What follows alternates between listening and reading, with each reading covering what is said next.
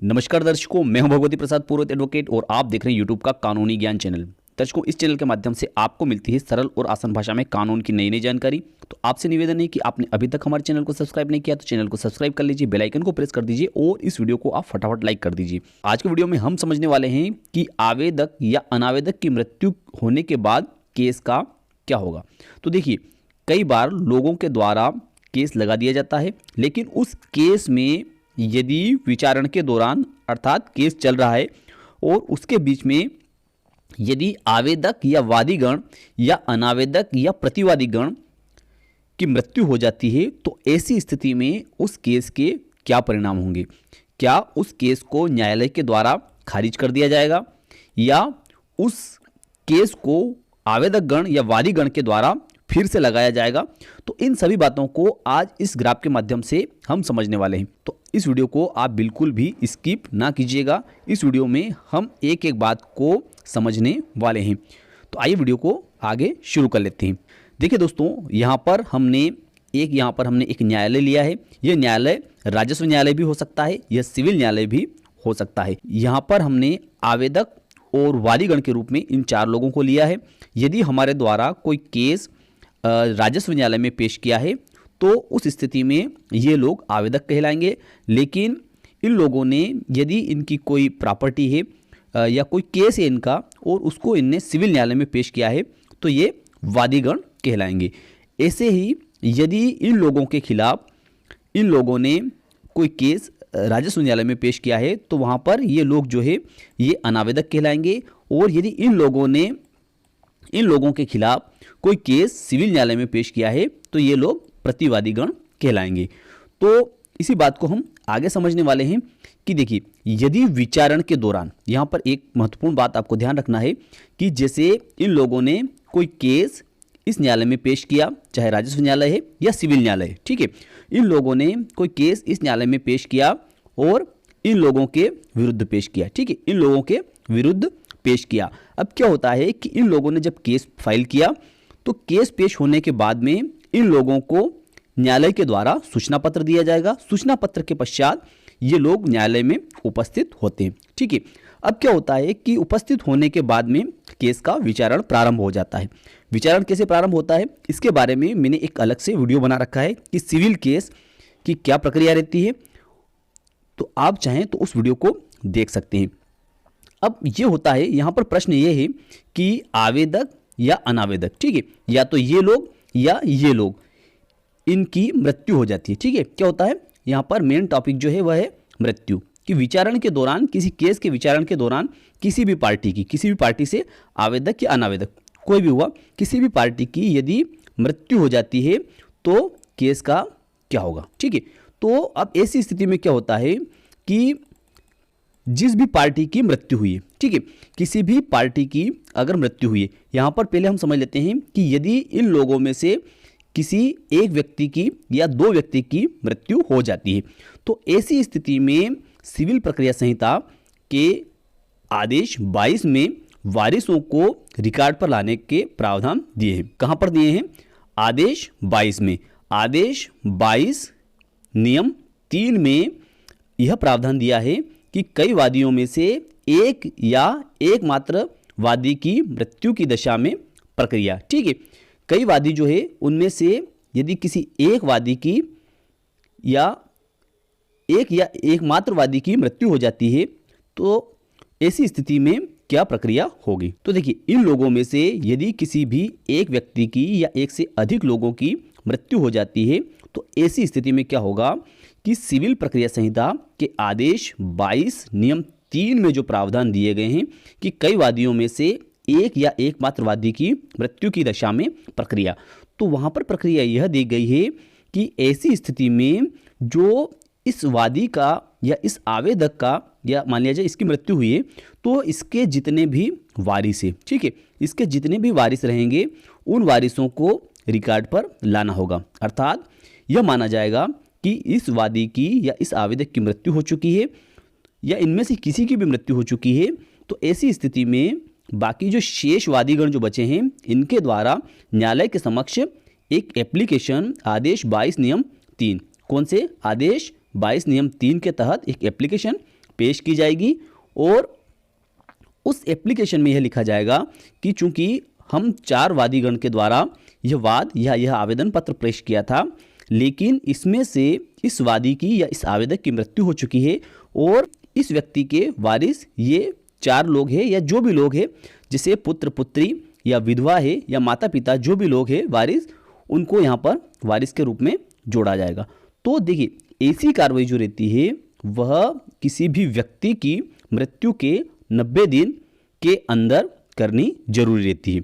अगर 90 दिन के अंदर अर्थात 3 माह की अवधि के भीतर यदि यह कार्रवाई नहीं की जाती है तो ऐसी स्थिति में न्यायालय के द्वारा जो है उस वाद को जो है इस व्यक्ति की तरफ से या इन वारिसों की तरफ से जो है नहीं पढ़ा जाएगा। अर्थात इस व्यक्ति की तरफ से जो सहायता इन लोगों के विरुद्ध प्राप्त करनी चाहिए थी वह सहायता इस व्यक्ति को की मृत्यु के पश्चात इसके वारिसों को प्राप्त नहीं हो सकती है। लेकिन यदि इस व्यक्ति के वारिसों के द्वारा, इन लोगों के द्वारा यदि न्यायालय का यह समाधान कर दिया जाता है कि इसकी मृत्यु की जानकारी जो है, इसकी मृत्यु की जानकारी इन लोगों को, क्योंकि इसकी तो मृत्यु हो चुकी है, अब इसकी मृत्यु के बाद में यहाँ पर ये लोग जीवित है, तो इन लोगों के द्वारा जब आवेदन पत्र पेश किया जाएगा न्यायालय के समक्ष, इस न्यायालय के समक्ष, तो यहाँ पर इन लोगों के द्वारा न्यायालय का यह समाधान कर दिया जाएगा। अर्थात न्यायालय को इस प्रकार से संतुष्ट कर दिया जाएगा कि इसकी जब मृत्यु हुई थी तो उस मृत्यु की जानकारी जो है इन लोगों को देरी से हुई या ऐसा कोई जो है संतुष्टिजनक कारण बता दिया जाएगा कि अब भी इन वारिसों को रिकॉर्ड पर लिया जा सकता है। ठीक है, तो ऐसी स्थिति में न्यायालय के द्वारा उस आवेदन पत्र को स्वीकार कर लिया जा सकता है। लेकिन इसके साथ में आवेदन पत्र अंतर्गत धारा 5 अवधि विधान का प्रस्तुत करना होगा, जिसमें सारे कारण स्पष्ट लिखने होंगे और उसमें एक शपथ पत्र भी जो है या तो इन वादीगण का या इन वादीगण के वारिसों का प्रस्तुत करना होगा। ठीक है, तो इस प्रकार से वादी की मृत्यु के बाद में, वादी की मृत्यु या आवेदक की मृत्यु होने के बाद में इस प्रकार से कार्रवाई की जा सकती है। ठीक है, इसी प्रकार से यदि अनावेदक गण या प्रतिवादी गण में से किसी एक व्यक्ति की या एक से अधिक लोगों की मृत्यु हो जाती है तो ऐसी स्थिति में जो कार्रवाई की जाएगी वह कार्रवाई भी इन लोगों के द्वारा ही की जाएगी। यहाँ पर अब हम ऐसे समझेंगे कि ये चारों लोग जीवित हैं लेकिन इस व्यक्ति की मृत्यु हो जाती है। क्या होता है? इस व्यक्ति की मृत्यु हो जाती है। अब ऐसी स्थिति में इन लोगों को न्यायालय को सूचित करना होगा कि इस व्यक्ति की मृत्यु हो चुकी है और इस व्यक्ति के जो वारिस जो है वे ये लोग हैं। ठीक है, इस प्रकार से जो भी वारिस इसके हैं उन लोगों की सूची आवेदन पत्र के साथ में पेश करनी होगी या आवेदन पत्र में उन लोगों का उल्लेख करना होगा कि इसकी जो प्रतिवादी जो है या अनावेदक जो है इसकी मृत्यु हो चुकी है और इसके वारिस ये लोग हैं और इन लोगों को रिकॉर्ड पर लिया जाना चाहिए और जो सहायता इस व्यक्ति से प्राप्त करनी चाहिए थी वह सहायता इसके वारिसों से वादीगण प्राप्त करने के अधिकारी है। तो ऐसी स्थिति में इस व्यक्ति की मृत्यु के बाद भी 90 दिन की अवधि के भीतर अर्थात 3 माह की अवधि के भीतर इसके वारिसों को न्यायालय में पक्षकार बनाए जाने हेतु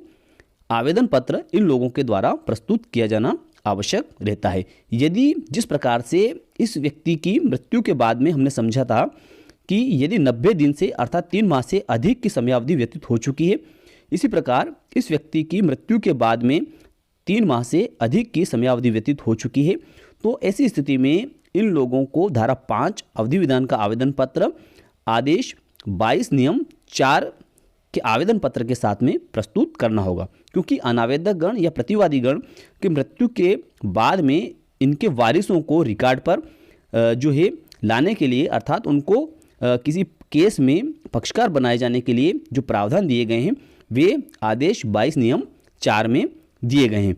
तो ऐसी स्थिति में जो आवेदन पत्र प्रस्तुत किया जाएगा आदेश 22 नियम 4 का, उसके साथ में यदि 90 दिन से अधिक की समयावधि व्यतीत हो चुकी है इसकी मृत्यु को, तो उसके साथ में धारा 5 अवधि विधान का आवेदन पत्र प्रस्तुत किया जाना आवश्यक है और उस आवेदन पत्र में संतुष्टिजनक कारण दर्शित करना होगा, तभी न्यायालय के द्वारा इस व्यक्ति की मृत्यु के बाद में या इनमें से किसी भी व्यक्ति की मृत्यु के बाद में उनके वारिसों को न्यायालय रिकॉर्ड पर ले सकती है। अब देखिए दर्शकों, कुछ परिस्थितियां ऐसी रहती है कि उन परिस्थितियों में आवेदक या वादी के वारिसों को रिकॉर्ड पर नहीं लिया जा सकता है या अनावेदक या प्रतिवादी गण के वारिसों को रिकॉर्ड पर नहीं लिया जा सकता है। तो देखिए वह परिस्थितियां क्या रहती है। अब यहाँ पर हम यह समझेंगे कि जैसे मान लिया जाए कि यह एक व्यक्ति है, ठीक है। इन 3 लोगों को हम यहाँ से हटा देते हैं। क्या करते हैं, इन 3 लोगों को हम हटा देते हैं। यहाँ पर केवल यह एक व्यक्ति है जो कि आवेदक है और वादी है, ठीक है, आवेदक है या वादी है। अब इधर भी हम समझ लेते हैं कि यहाँ पर इन तीनों लोगों को भी हम हटा देते हैं, ठीक है, इन तीनों लोगों को भी यहाँ से हटा देते हैं और केवल इसको यहाँ पर रख लेते हैं।